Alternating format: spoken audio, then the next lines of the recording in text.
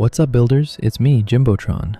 Today we're covering a highly requested topic, the best DPS builds to run this season. As always, the detailed build guides are linked down in the description, but other than that, let's get into it. Coming in at number 5 is a bit of a hot take, but I'm putting Cryoheal Mei here. And honestly, if you disagree, I get it, but hear me out on this one. This whole build revolves around the power Bliznado. This power gives you 15% of your max health back for every second you spend inside of a blizzard. Then we pair that with getting a blizzard every time you use wall. So now we're basically using a 5 times stronger version of Martian Mender that also generates you cash. And when you combine that with the absurd max health you can stack with survival, I'm talking specifically from Mecha Z and Rustungs since they got buffed this season, this build has some of the highest last man standing potential in the entire game. Honestly, I think this build deserves way more recognition than it gets, because you're quite literally giving your team a second tank. I mean, just look at these stats on screen right now. Those are quite literally tank levels of mitigation and support levels of healing. Being able to do all 3 jobs to some effect is not only super healthy for your cash generation, but also for your team, since you're taking pressure off of your tank and supports, who will have an easier job taking space and keeping everyone alive. This will result in them being able to do more damage themselves. Complementing all of this healing, we have the powers, Snowball Flight, and Twice as Ice. It's very clear that the developers intended on this being a synergy, since the Snowball Flight column also provides a healing blizzard, and the Twice as Ice power gives you a reset on both of these abilities. The only reason it's at number 5 is because unless you're hitting consistent headshots, you're really going to struggle to actually finish kills in the later rounds, so the ultimate carry potential the other builds on the list have isn't quite there. However, I do really think that when you're managing all of your cooldowns efficiently, you're constantly thinking about your enemy's positions so you can get more disruption value from your walls, and your opponents don't have absurd amounts of consistent damage, this build easily makes it onto my top 5 list. Coming in at number 4, we have Tank Soldier. Here's a fun fact. This was actually my build of choice the first time I hit the top 500 leaderboard, and it carried me all the way up to top 64 before I swapped over to Genji, so I might be a bit biased here. This build mainly revolves around the power of frontliners, and it is ridiculously strong. Every time you activate Biotic Field, you gain 25% of your max health as overhealth for 3 seconds, which basically makes you untouchable to heroes that rely on burst damage and one-shot combos while it's active. But we take it a step further by pairing it with the powers Hunkered Down and Double Helix.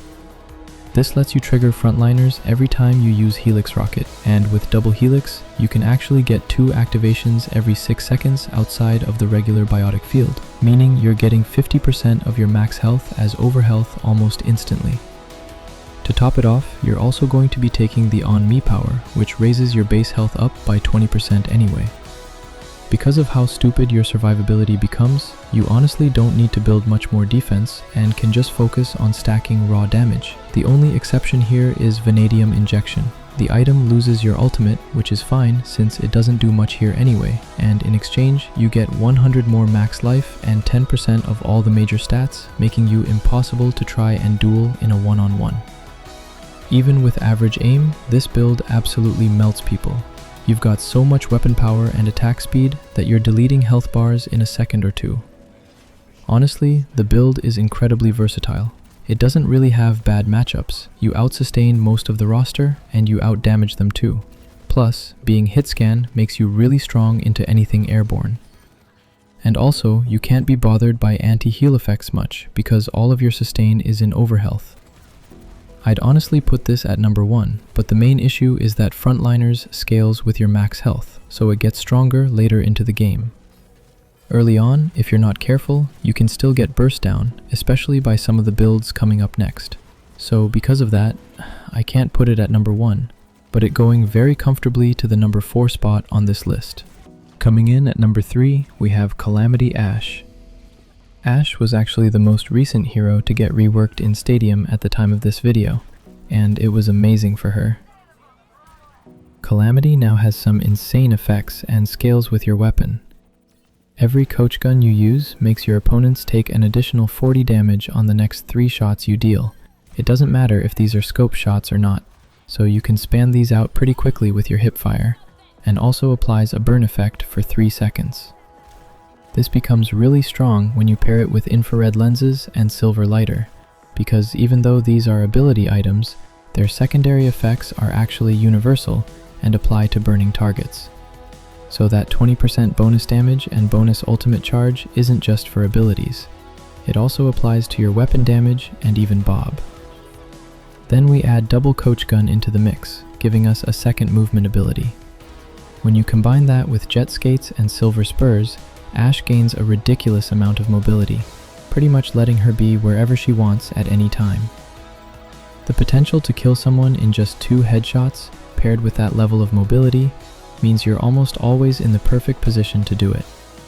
That combination alone makes this build genuinely lethal, and easily earns it the number 3 spot on this list.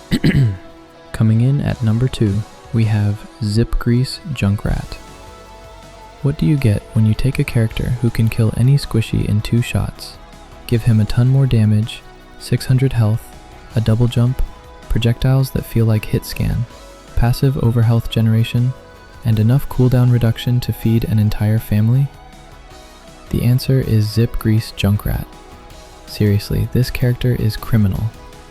Usually, Junkrat is infamous for his ridiculous close-range kill time at the cost of being weak against poke and flying comps. Zip Grease completely removes that weakness by making his projectiles faster than a May icicle.